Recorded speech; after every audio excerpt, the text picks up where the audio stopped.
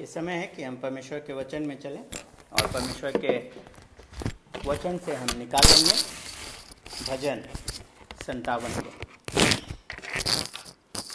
भजन 57 को हम परमेश्वर के वचन में से निकाल लेंगे।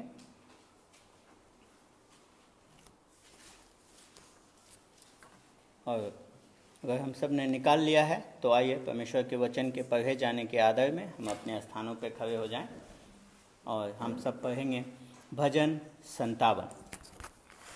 ये परमेश्वर का वचन है और परमेश्वर के वचन में इस प्रकार से लिखा है।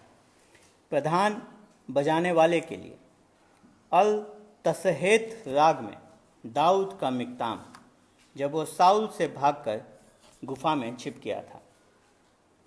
हे परमेश्वर, मुझ पर अनुग्रह कर, मुझ पर अनुग्रह कर, क्योंकि मैं तेरा शरणागत हूँ।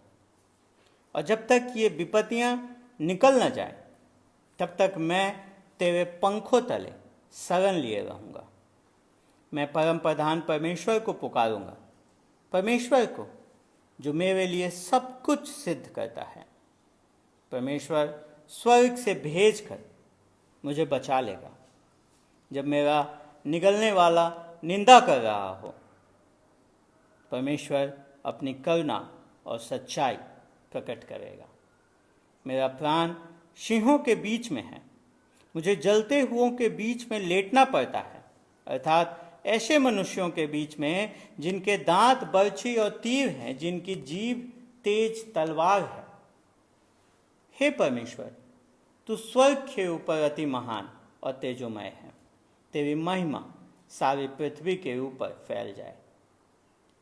उन्होंने मेरे पैरों के लिए जाल लगाया है, मेरा प्राण ढला जाता है। उन्होंने मेरे आगे गड्ढा खोदा, परंतु आप ही उसमें गिर पड़े। हे परमेश्वर, मेरा मन स्थिर है, मेरा मन स्थिर है। मैं गाऊंगा वरन भजन कीर्तन करूंगा। हे मेरी आत्मा, जाग जा। हे सारंगी और वीणा, जाग जाओ। मैं भी पौ फटते ही जाग उठूंगा। हे प्रभु, मैं देश देश के लोगों के बीच तेरा धन्यवाद करूंगा। मैं राज्य राज्य के लोगों के बीच में तेरा भजन गाऊंगा, क्योंकि तेरी करुणा स्वर्ग तक पड़ी है और तेरी सच्चाई आकाश मंडल तक पहुंचती है। हे परमेश्वर, तू स्वर्ग के ऊपर अति महान है और तेरी महिमा सारी पृथ्वी के ऊपर फैल जाए। ये परमेश्वर का वचन है। हम सब अपने स्थानों पर बैठ जाएंगे। पिताजी, हम धन्यवाद देते हैं आपके वचन के लिए। धन्यवाद देते हैं परमेश्वर कि इस वचन में हम सब के लिए तो वो आपने हमारे उद्देश्यों को जाहिर किया है, आपने अपनी योजनाओं को प्रकट किया है और आपने ये वचन हमें दिए हैं ताकि प्रभु जी हम हर समय में इससे प्रोत्साहन पा सकें। प्रभु जी आपके उद्देश्यों को जान सकें। धन्यवाद देते हैं इस वचन के लिए। जब इस वचन पे हम मनन करते हैं प्रभु जी, आप अपने आत्मा का समझ और ज्ञान हमें दें। प्रभु जी हमारे हृदयों को तैयार करें कि हम आपके वचन को आपकी आवाज़ के रूप में सुन सकें, अपने हृदय में ग्रहण कर सकें और प्रभु जी उसके अनुसार फल लेकर के आने वाला हो सके। जब हम इस वचन पे मनन करते हैं, इस वचन को पे ध्यान करते हैं, परमेश्वर आपका आत्मा हम सबके हृदय में कार्य करे। यीशु के नाम से आमीन। 21-22 मार्च से हम सब अपने अपने घरों में बंद हैं। जब से कि हमारे प्रधानमंत्री ने लॉकडाउन का आदेश दिया है, पहले जनता कर्फ्यू और उसके बाद तुरंत लॉकडाउन के आदेश आए और हम सब इंतज़ार कर रहे थे 3 मई का। 3 मई को क्या होगा, पर आदेश पहले ही आ गया है लॉकडाउन बढ़ाने का 17 मई तक। ऐसे समयों में जब हम सब अपने अपने घरों में बंद हैं, कैद हैं, अकेले हैं, मनुष्य जो समुदाय में रहने वाला जीव है, मनुष्य जो बिना समुदाय के रह नहीं सकता, उस मनुष्य को अकेले रहना पड़ रहा है। ऐसों में हम कैसे परमेश्वर को अपने जीवन का केंद्र बनाएंगे? और हम शायद सोच रहे होंगे कि हमारा जो स्थिति है वो अपने आप में अनोखी स्थिति है, और इससे पहले शायद कोई भी इस प्रकार के परिस्थितियों से होकर के नहीं गुजरा है। पर भजन 57 हमारे ही परिस्थिति में हमसे बात करता है, क्योंकि जब राजा दाऊद ने इस भजन को लिखा था वो भी इसी समान परिस्थिति में थे। हाँ, किसी महामारी के वजह से नहीं, वरन वो एक गुफा में छिपे हुए थे अपने शत्रु से बचने के लिए। गुफा हम सबको बहुत आकर्षक लगता है, खास करके जब हम कहीं पर्वतीय क्षेत्र में जाते हैं, पहाड़ों पे जाते हैं, तो हम गुफा, जो प्राकृतिक गुफा है, उसको खोजने की चेष्टा करते हैं, उसमें अंदर जाने का सोचते हैं, अपने आनंद के लिए, अपने मनोरंजन के लिए, अपने रोचकता के लिए। लेकिन राजा दाऊद यहाँ पे किसी मनोरंजन के लिए इस गुफा में नहीं आया है। जो शीर्षक है भजन का, वो अपने आप में बताता है कि जब वह साउल से भागकर गुफा में छिप गया था, राजा दाऊद इस समय में जो गुफा में है वो छिपा हुआ है गुफा में। वो मनोरंजन के लिए वो गुफा में सैर सपाटे के लिए नहीं आया है, परंतु वो वहाँ पे अपने जीवन को बचाने के लिए वहाँ पे छिपा हुआ है। क्यों? क्योंकि राजा साउल जो उसका ससुर भी है, वो उसके जान के पीछे पड़ा हुआ है, वो उसके पीछे पड़ा हुआ है कि उसको खोज के उसको मार दे। अब क्यों? क्योंकि परमेश्वर ने राजा साउल का इनकार कर दिया है राजा होने के लिए, और परमेश्वर ने दाऊद को अगला राजा चुना है। इसकी पूरी पृष्ठभूमि आप पहले सैमुअल उसके 22 अध्याय से 24 अध्याय में इन पृष्ठभूमियों को हम पाते हैं। और अगर हम ध्यान से देखें तो भजन में 2 भजन राजा दाऊद ने अपने गुफा के अनुभवों पे लिखा है, भजन 57 और भजन 142। और दोनों भजन में हम देखते हैं कि वो परमेश्वर को पुकारते हैं, परमेश्वर से दया, परमेश्वर से अनुग्रह का आग्रह करते हैं। यहाँ पे भी हम देखते हैं कि वो उस गुफा में होते हुए परमेश्वर को क्या कर रहे हैं? पुकार रहे हैं, परमेश्वर के अनुग्रह के आग्रह को कर रहे हैं। मेरे प्रियो, जब हम गुफा में होते हैं इस प्रकार से, तो बहुत आसान है कि हम सिर्फ अपने बारे में सोचें, बहुत आसान है कि हम सिर्फ अपनी बारे में सोचें, अपने निकट परिजनों के बारे में सोचने लगे, स्वार्थी हो जाएं। हम सोचने लग सकते हैं इस समय में कि क्यों ये कोरोना वायरस का स्थिति हमारे साथ हो रहा है, क्यों क्या किया है हमने जो मेरे जीवन में ये परिस्थिति आई है, कब मैं इससे बाहर निकलूंगा। हम प्रत्येक समय यही सोचते रह सकते हैं। कोई भी कठिन परिस्थिति, गुफा का मतलब यही नहीं है कि जब आप एक वास्तविक गुफा में जाते हैं, वरन कोई भी जो कठिन परिस्थिति हमारे जीवन में है, उस समय में हम अपने आप को गुफा में कैद के समान पाते। हो सकता है कि हॉस्पिटल का एक बिस्तर हमारे लिए गुफा बन जाए, हो सकता है कि जो नौकरी जहाँ पे बॉस हमारे मन के मुताबिक नहीं है, वो हमारे लिए गुफा सा लगे, या फिर कई बार रिश्ते, वैवाहिक रिश्ते अगर वो सही नहीं है तो वो हमें गुफा के समान लग सकते हैं। जब भी हम कठिनाई में और निराशा में होते हैं तो ये बहुत आसान है कि हम सिर्फ अपने बारे में सोचने लगे और कैसे हम इसमें से निकलेंगे इसके बारे में सोचने लगे। लेकिन मेरे प्रियो, जब हम इस प्रकार के परिस्थिति में होते हैं तो हमारे पास एक बड़ा अवसर भी होता है कि हम वो करें जो राजा दाऊद ने किया है। और उसने क्या किया है? हम देखते हैं कि उसने सिर्फ अपने आप को नहीं देखा है, अपने अंदर देखने की कोशिश नहीं करी है, वरन वो बाहर की ओर देखता है और 3 दिशाओं में वो देख रहा है। इस बात को हम यहाँ पे देखते हो। पहली दिशा जो वो देख रहा है वो परमेश्वर की ओर देख रहा है। 1 से 3 पद में हम देखते हैं कि वो परमेश्वर की ओर क्या कर रहा है, देख रहा है। पूरा भजन को जब हम पढ़ते हैं हम देखते हैं कि परमेश्वर पे केंद्रित, पूर्ण रूप से केंद्रित भजन है। आप देखें कि 21 बार या तो परमेश्वर का नाम से या सर्वनाम से उसने, राजा दाऊद ने परमेश्वर का जिक्र किया है। परमेश्वर की ओर देख रहा है। वो उस गुफा में जब छिपा हुआ है तो वो अपने अंदर नहीं, अपने आप के बारे में नहीं सोच रहा है, परंतु वो परमेश्वर की ओर देखने का चुनाव वो कर रहा है। और वो सर्वप्रथम जब परमेश्वर की ओर देखता है तो क्या करता है, वो ये नहीं कहता है कि मुझे बचा ले, परंतु सर्वप्रथम वो परमेश्वर के अनुग्रह की मांग करता है। तो परमेश्वर से परमेश्वर के अनुग्रह को मांगता है, कहता है हे परमेश्वर मुझ पर अनुग्रह कर, मुझ पर अनुग्रह कर। तो ये नहीं कहता कि मैंने जो तुम्हारे लिए कार्य किया है उसके समान उसको याद कर, और उसके समान जो तूने मुझे राजा बनाया है, मुझे यहाँ से निकाल, मुझे राजगद्दी पे बैठा, वो इन सब बातों में नहीं जाता है। वो ये नहीं कहता है कि मैं जिसके योग्य हूँ वो मुझे दे, परंतु वो कहता है कि मैं जिसके योग्य न हूँ वो मुझे दे।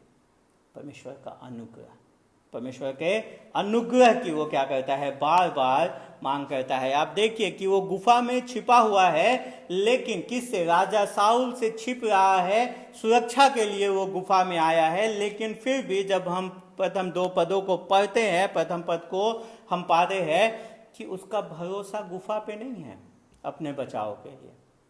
वो गुफा में छिपा तो है राजा साउल से बचाव के लिए, पर उसका भरोसा जो है, अपने बचाव का भरोसा, वो गुफा नहीं है, बल्कि उसका भरोसा है परमेश्वर के पंखों तले शरण लिए। तो कहता है मैं जब तक ये विपत्तियां निकल न जाए तब तक मैं तेरे पंखों तले शरण लिए रहूंगा। वो पंखों तले, परमेश्वर के पंखों तले वो शरण लिए हुए, वो उसका भरोसा है। और कहता है कि सारी विपत्तियां टल जाएंगी, निकल जाएंगी। वो कह रहा है जब तक ये विपत्तियां निकल न जाए, एक दिन ये विपत्तियां निकल जाएंगे, और जब तक वो नहीं निकलते हैं तब तक वो परमेश्वर के पंखों तले शरण लिया हुआ है। वो परमेश्वर से अनुग्रह की मांग करता है, परमेश्वर के अनुग्रह के लिए चिल्लाता है। उसके बाद हम देखते हैं 2 से 3 पद में वो परमेश्वर को पुकारता है। वो कहता है परम प्रधान परमेश्वर को पुकारूंगा, परमेश्वर को जो मेरे लिए सब कुछ सिद्ध करता है। परम प्रधान परमेश्वर को, वो परमेश्वर जो सबसे ऊपर है। जब हम एक बार परमेश्वर को पुकार लेते हैं तो उससे ऊपर और कुछ नहीं है। परमेश्वर परम प्रधान है, उसके ऊपर और कुछ नहीं, वही सबके ऊपर है। परम प्रधान, जब उत्पत्ति में 14 अध्याय में जब अब्राहम जो है वो पूर्व की सेनाओं को हरा करके आता है, तब वो परमेश्वर को इस शीर्षक से, इस नाम से पुकारता है, परम प्रधान, जिसके ऊपर कोई नहीं है। जब हम परमेश्वर को एक बार पुकार लेते हैं तो उसके ऊपर और कोई नहीं है। तो कहता है मैं परमेश्वर को पुकारूंगा जो परम प्रधान है, और वो सिर्फ ऊपर ही नहीं है, परंतु वो हम सबके व्यक्तिगत जीवन में रुचि रखता है। ये परम प्रधान परमेश्वर हमारे और आपके व्यक्तिगत जीवन में रुचि रखता है। राजा दाऊद कहता है कि उसने मेरे लिए योजनाएं बनाई हैं। परमेश्वर को जो मेरे लिए सब कुछ सिद्ध करता है, वही परम प्रधान परमेश्वर जो सबसे महान है, जो सबसे ऊंचे पे विराजमान है, वो परमेश्वर हमारे व्यक्तिगत जीवन में हर चीज को वो क्या करता है, सिद्ध करता है। वही राजा दाऊद कह रहा है जो मेरे लिए सब कुछ सिद्ध करता है। दाऊद के आवाज में आप उस भरोसे को देखिए, कहता है वो सब में कुछ मेरे लिए सिद्ध करता है। वो कह रहा है कि परमेश्वर का ने मेरे लिए एक उद्देश्य निर्धारित किया है, परमेश्वर ने मेरे लिए एक योजना बनाया, और कुछ भी नहीं है जो उस योजना को पूरा होने से रोक सकता है। साउल और साउल की सेना परमेश्वर की योजना को होने से नहीं रोक सकती। हमारे और आपके जीवन के लिए परमेश्वर ने योजना को बनाया है, और ये लॉकडाउन चाहे है या बढ़ा दिया जाए, ये परमेश्वर के उद्देश्य को हमारे जीवन में होने से नहीं रोक सकता है। जो परमेश्वर ने हमारे लिए योजना बनाई है, जो परमेश्वर ने हमारे जीवन के लिए उद्देश्य रखा है, वो परमेश्वर स्वयं उसको पूरा करेगा। हम कई बार अपने ध्यान को यहाँ से हटा लेते हैं। पिछले सप्ताह भी हम देख रहे थे कि जब नाव उस तूफान में था यीशु और उसके चेलों के साथ, हमने क्या देखा था? यीशु के चेलों ने, प्रेरितों ने अपना ध्यान इस बात से हटा लिया था कि यीशु ने उनसे कहा था कि आओ हम उस पार चले। क्योंकि जब परमेश्वर ने कहा है कि आओ हम उस पार चले, तो हम उस पार जाएंगे। कोई तूफान हमें उस पार जाने से रोक नहीं सकता है, क्योंकि जो परमेश्वर का उद्देश्य है उसे कोई भी टाल नहीं सकता। वो परमेश्वर उसे अवश्य ही पूरा करता है। तो हम सबके जीवन के लिए भी परमेश्वर ने इस तूफान में, इस गुफे के अनुभव में हमारे लिए परमेश्वर का उद्देश्य है, वो अवश्य है कि पूरा होकर के रहेगा। कोई भी विपत्ति इस संसार की उसको टाल नहीं सकते हैं। और वो परमेश्वर हमारे जीवन में हस्तक्षेप करता है। वो कहता है कि वो स्वर्ग से भेज कर मुझे बचा लेगा। परमेश्वर स्वर्ग से भेज कर मुझे बचा लेगा, खास करके कब? जब मेरा निगलने वाला निंदा कर रहा हो। परमेश्वर, राजा दाऊद कहता है कि परमेश्वर हमारे जीवन में हस्तक्षेप करेगा और क्या भेजेगा? वो अपनी करुणा और सच्चाई को वो प्रकट करेगा। परमेश्वर की करुणा, परमेश्वर का प्रेम, परमेश्वर की करुणा जो हमेशा हमारे भलाई के बारे में सोचती है। परमेश्वर के मन में, परमेश्वर के दिमाग में हर समय हमारी भलाई छुपी हुई है। वो हर कार्य उस कार्य को करता है जिसके द्वारा वो हमारे भलाई को लेकर के आ सके, और उसकी सच्चाई प्रकट करेगा। मतलब वो इस बात को दर्शाता है कि परमेश्वर जो है विश्वास योग्य है। परमेश्वर पे हम भरोसा कर सकते हैं, वो विश्वास योग्य है। राजा दाऊद इसी बात को करता है, और हमें भी परमेश्वर के इन चरित्रों पे मनन करने की आवश्यकता है कि परमेश्वर करुणामय है, परमेश्वर अपनी सच्चाई को प्रकट करेगा। मेरे प्रियो, जब हम किसी गुफा में छिपे हों तो क्या करने की आवश्यकता है? क्या हम करें? क्या हम सिर्फ अपने बारे में सोचें, या राजा दाऊद के समान हम सर्वप्रथम परमेश्वर की ओर निगाह लगाएं, परमेश्वर की ओर देखें? मेरे प्रियो, ऐसा न हो कि हम अपने विकट परिस्थितियों में, अपने कठिन परिस्थितियों में सिर्फ और सिर्फ अपने बारे में, अपने बचाव के बारे में सोचते रह जाएं, कि हमारा उद्देश्य राजा दाऊद के समान हम परमेश्वर की ओर देखने वाले हो सकें, उसके अनुग्रह को मांगने वाले हो सकें, इस बात को जानते हुए कि परमेश्वर करुणामय है, परमेश्वर अपनी सच्चाई को प्रकट करेगा, परमेश्वर ने मेरे जीवन के लिए एक योजना बनाई है जिसको कोई नहीं रोक सकता। हम परमेश्वर को पुकारें, परमेश्वर की ओर गुहार लगाएं, और उसके बाद हम देखते हैं कि महत्वपूर्ण है कि हम अपने संकट में, अपने विपत्ति में परमेश्वर की ओर सर्वप्रथम देखें। पर इसका ये मतलब नहीं है कि हम वास्तविकता से मुंह मोड़ लें, हम एकदम से अनजान हो जाएं, इस प्रकार हो जाएं कि जैसे हम किसी संकट में हैं ही नहीं। परमेश्वर की ओर देखना, परमेश्वर की उपस्थिति हमारे वास्तविक संसार में एक अंतर को लेकर के आता है। इसलिए पहले राजा दाऊद परमेश्वर की ओर देखता है, उसके बाद वो अपनी परिस्थितियों की ओर देखता है। दूसरा चीज जो दूसरी दिशा में वो देख रहा है, वो अपने परिस्थितियों की ओर देख रहा है। और जब अपने परिस्थितियों की ओर देखता है तो वो क्या पाता है? वो पाता है मेरा प्राण सिंहों के बीच में है। और साउल और उसकी सेना की तुलना सिंहों के समान करता है, और सिर्फ भौतिक रूप से अपने मृत्यु का ही नहीं, वरन उसके चरित्र पे जो दाग लग रहे हैं उसके बारे में भी चिंता है। वो कहता है कि उनकी तेज तलवार है, वो चारों तरफ राजा दाऊद की निंदा करते चल रहे हैं, ताकि जो उस इज़राइल के अन्य नागरिक हैं वो साउल की मदद करे राजा दाऊद को पकड़ने के लिए। पहला शमूएल 23 अध्याय 22 पद आप पढ़ेंगे, आप इस बात को पाएंगे कि कैसे राजा साउल जो है दाऊद के बारे में भला बुरा कह रहा है ताकि लोग उसकी सहायता करें दाऊद को पकड़ने के लिए। कहता है राजा दाऊद उनकी जीभ क्या है, तेज तलवार है। जब दाऊद अपनी चारों ओर नजर डाल रहा है, अपनी परिस्थिति पे नजर डाल रहा है, तो सर्वप्रथम उसको कौन दिख रहा है? उसके शत्रु।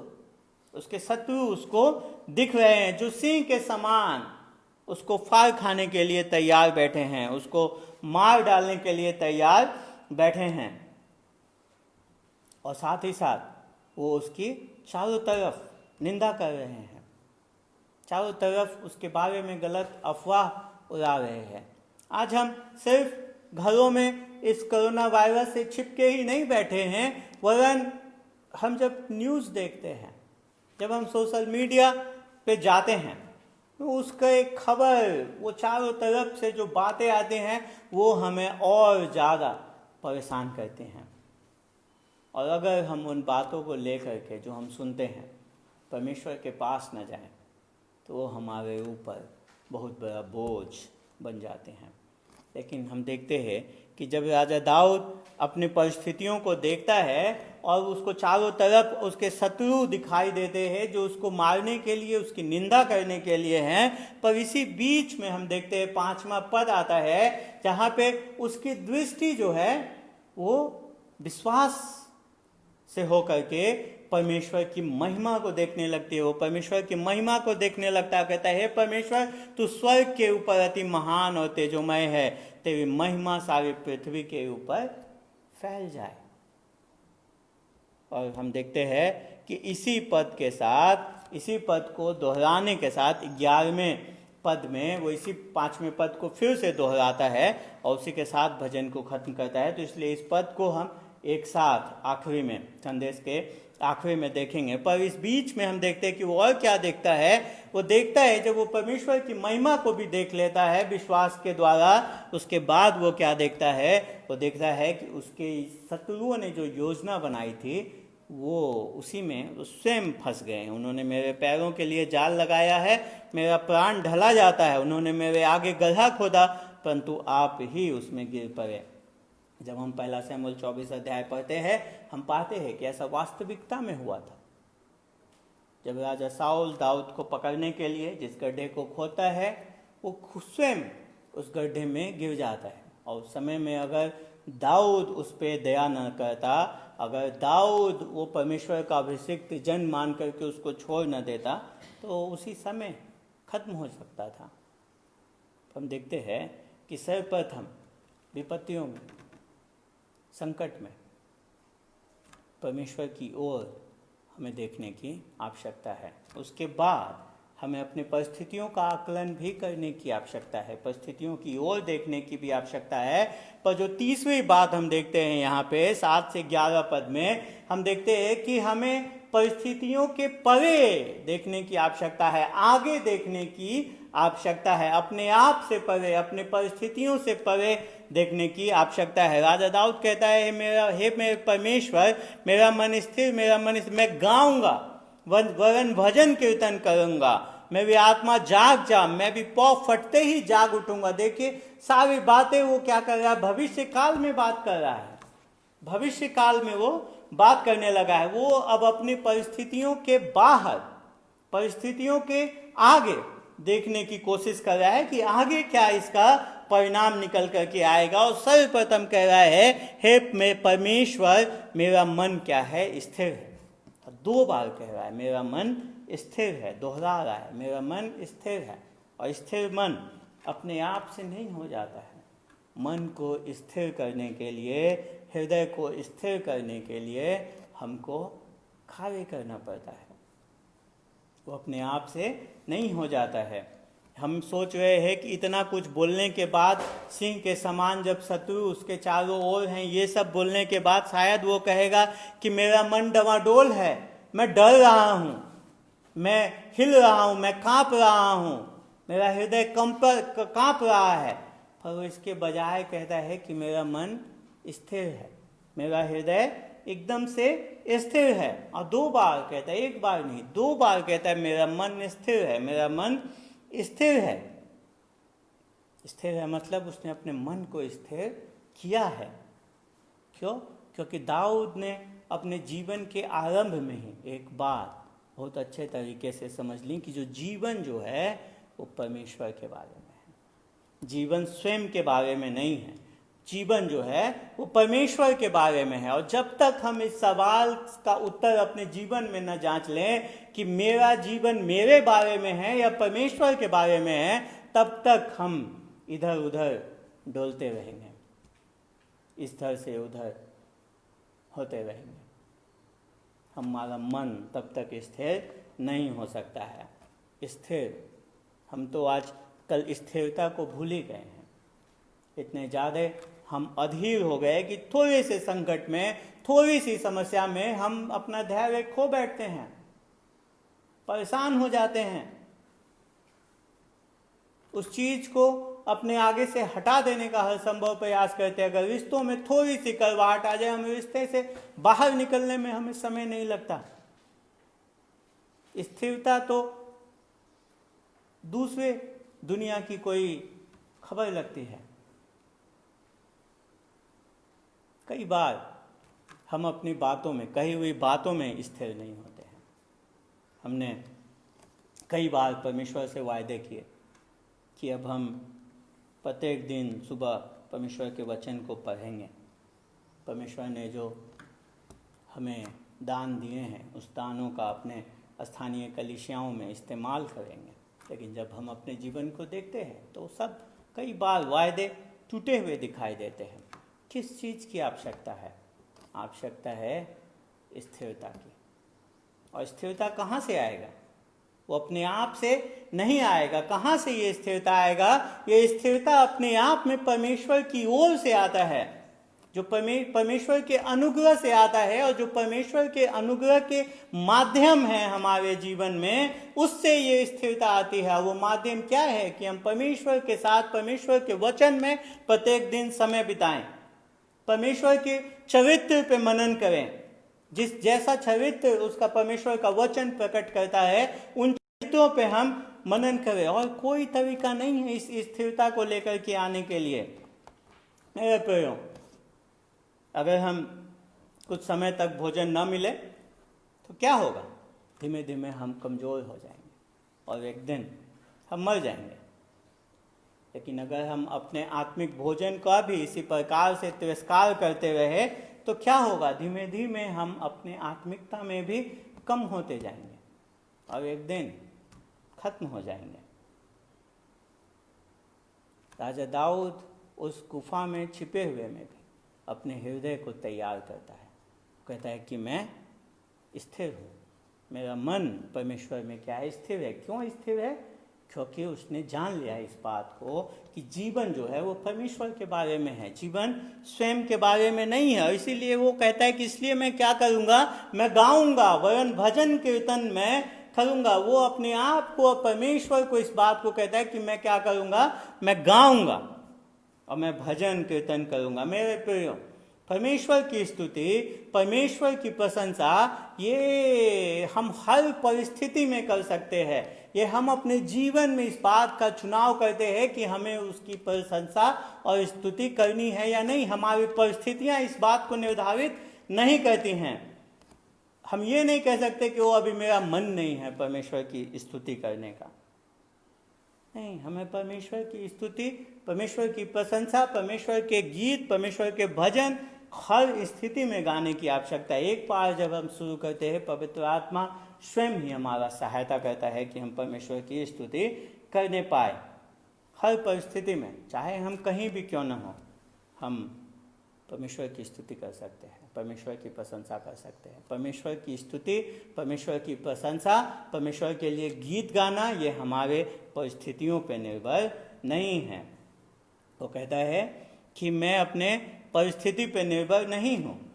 राजा दाऊद कह रहा है कि मैं अपने परिस्थिति को अपने ऊपर हावी नहीं होने दूंगा कि मैं परमेश्वर की स्तुति करूं या ना करूं। ये मेरी परिस्थितियां मुझे नहीं बताएंगे, चाहे मैं कहीं भी क्यों ना हूं, चाहे मैं चर्च के भवन में हूं या फिर मैं अपने घर में हूँ, या फिर मैं किसी गुफा में छिपा हूँ, हर समय मैं परमेश्वर की स्तुति करूँगा। इससे कोई फर्क नहीं पड़ता कि मैं कहाँ हूँ, मैं परमेश्वर की स्तुति हर समय करूँगा, हर स्थान पे करूँगा। चाहे मैं दोस्तों के साथ अच्छा समय बिता रहा हूँ या फिर कोई राजा मेरे जान के पीछे पड़ा हुआ हो, मैं परमेश्वर की स्तुति करूँगा।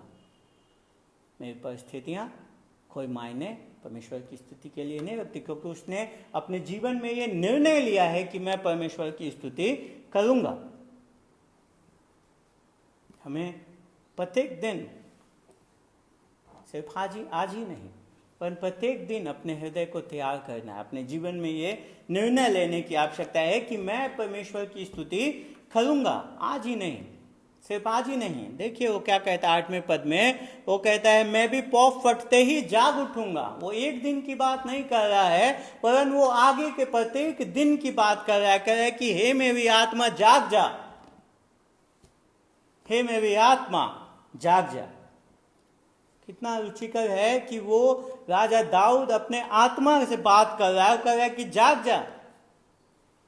बहुत अच्छा है कि जब हम अपने आप से क्या करें, बात करें।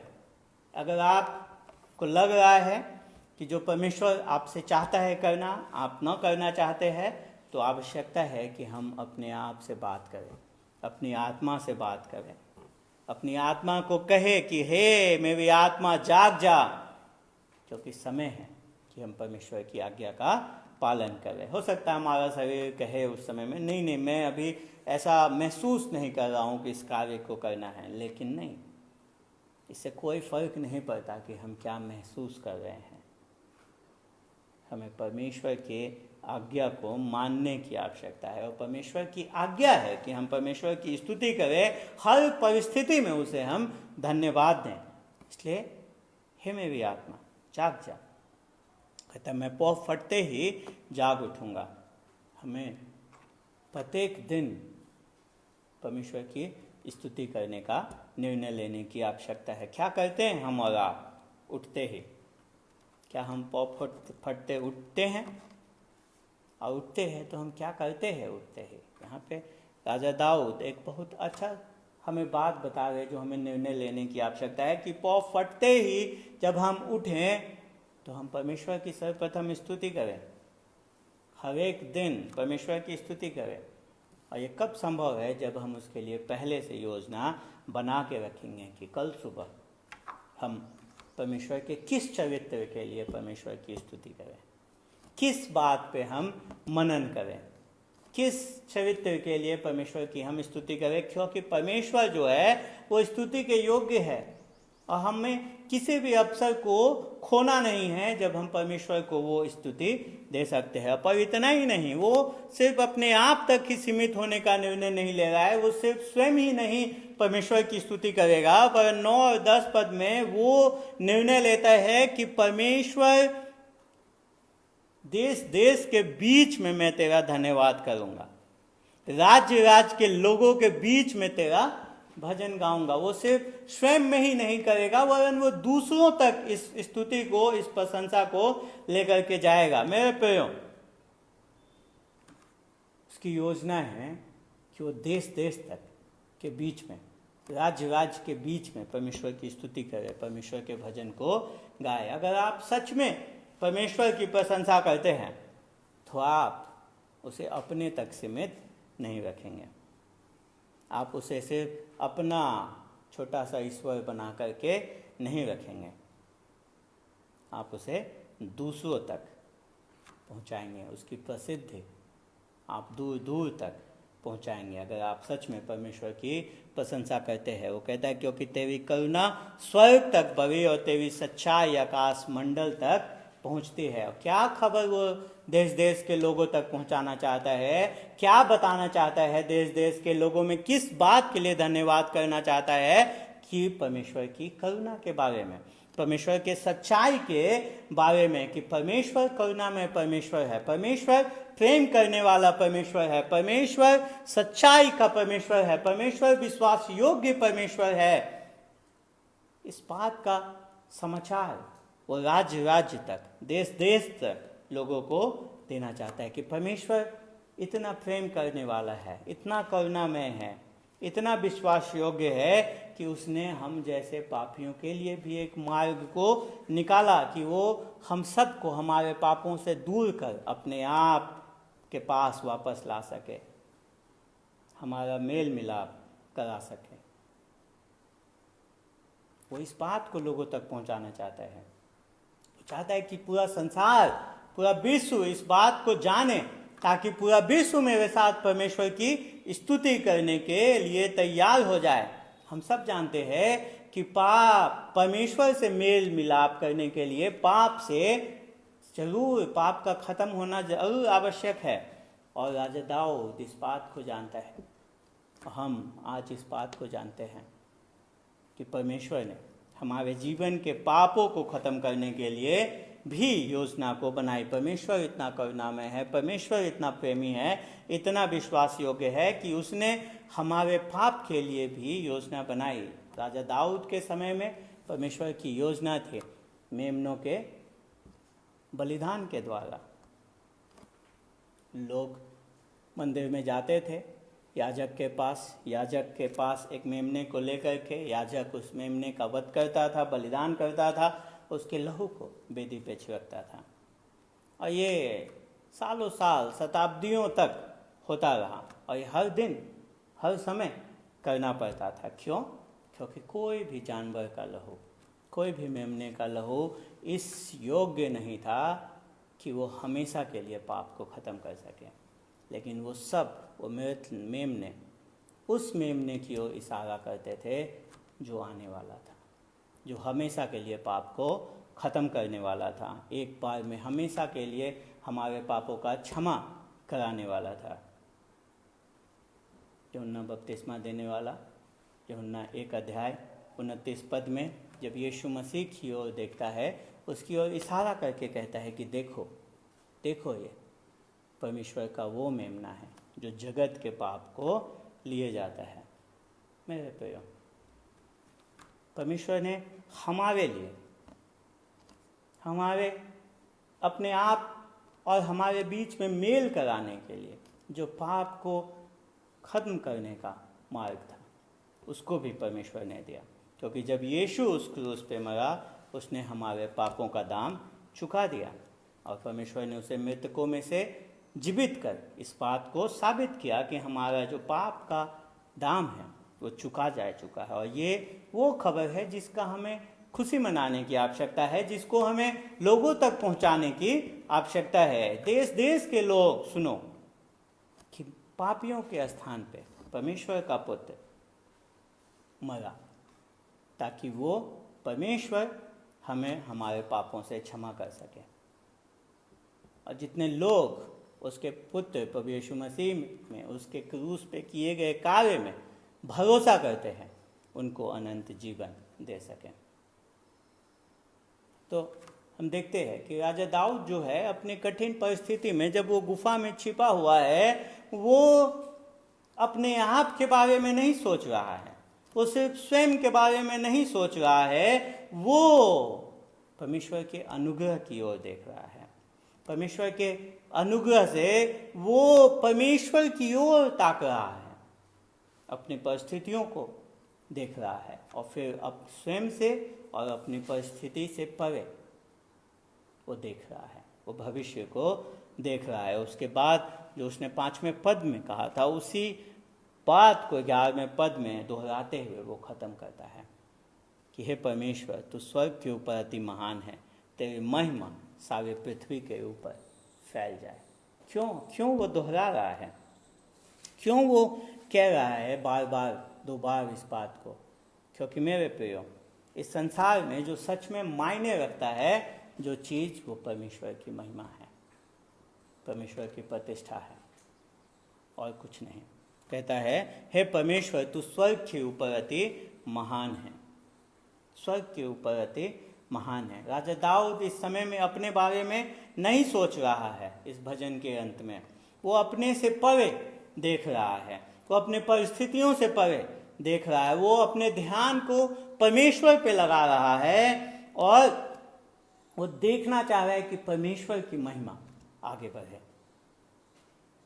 क्योंकि वो इस बात को जान गया है कि संसार में अगर कोई एक चीज मायने रखता है तो वो परमेश्वर का महिमा है, परमेश्वर का प्रतिष्ठा है। वो चाहता है कि परमेश्वर सर्वोपरि हो। कहते हैं तेरी महिमा सारी पृथ्वी के ऊपर फैल जाए। और कब परमेश्वर की महिमा सारी पृथ्वी के ऊपर फैलेगी?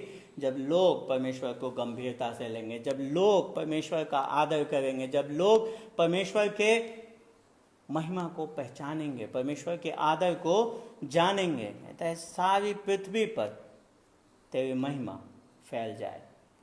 सिर्फ अपने गुफा के बारे में नहीं बोल रहा है कि जहाँ पे मैं हूँ वहाँ पे तेरी महिमा फैल जाए, मैं बच जाऊँ तेरी महिमा हो। नहीं, कोई ये भी नहीं कह रहा है कि सिर्फ इज़राइल में तेरी महिमा हो क्योंकि मैं वहाँ का राजा बनने वाला हूँ, तूने मुझे वहाँ का राजा बनाया। नहीं, वो भी नहीं।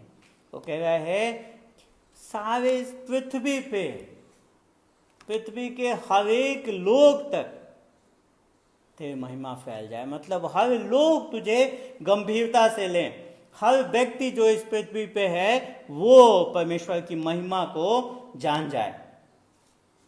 राजा दाऊद का सिर्फ चिंता उस गुफा से मैं कब निकलूंगा मैं इस गुफा से, कब मैं परमेश्वर ने जो मुझे राजगद्दी सौंपी है उस पे मैं बैठूंगा, सिर्फ वही नहीं है। उसकी चिंता अपने से बहुत ज़्यादा परे है। वो चाहता है, उसकी चिंता है कि कैसे परमेश्वर की महिमा सारे पृथ्वी पे फैल जाए। देखिए उसका दृष्टिकोण, देखने का नज़रिया कैसे बदल रहा है। वो सिर्फ अपने चारों ओर नहीं देख रहा है, चार दीवारियों को ही नहीं देख रहा है जिसमें वो कैद है, जहाँ पे वो छुपा हुआ है। नहीं, वो उसकी सोच, उसका दृष्टिकोण अपने से परे, अपने परिस्थितियों से परे जा रहा है। किस चीज़ पे? जो परमेश्वर करना चाहता है। वो चाहता है कि परमेश्वर के लिए कुछ हो, मेरे लिए नहीं। और सिर्फ इसी गुफा में नहीं वरन पूरे विश्व में, पूरे पृथ्वी पे परमेश्वर के लिए कुछ हो। और क्या हो? कि परमेश्वर अपनी महिमा को सारे पृथ्वी पे फैलाए। क्या ही बड़ा अंतर हमारे जीवन में आ जाता है जब हम अपने आँख को अपने आप से हटा करके परमेश्वर की महिमा की ओर लेकर के जाने लगते हैं। हर संकट, हर कष्ट, हर कैद हमें एक अलग स्थान पे पहुंचा देता है अगर हम उसमें सिर्फ स्वयं केंद्रित ना हो, सिर्फ अपने बारे में ना सोचें, पर परमेश्वर के महिमा की ओर अगर हम उस बारे में सोचने लगें। राजा दाऊद कहता है कि बाहर उसके शत्रु, जिसकी तुलना वो सिंह से करता है, शेर से करता है, वो सब खड़े हैं, इंतजार कर रहे हैं, लेकिन वो उस गुफा में अंदर परमेश्वर के पंखों तले सुरक्षित चैन से सोया हुआ है।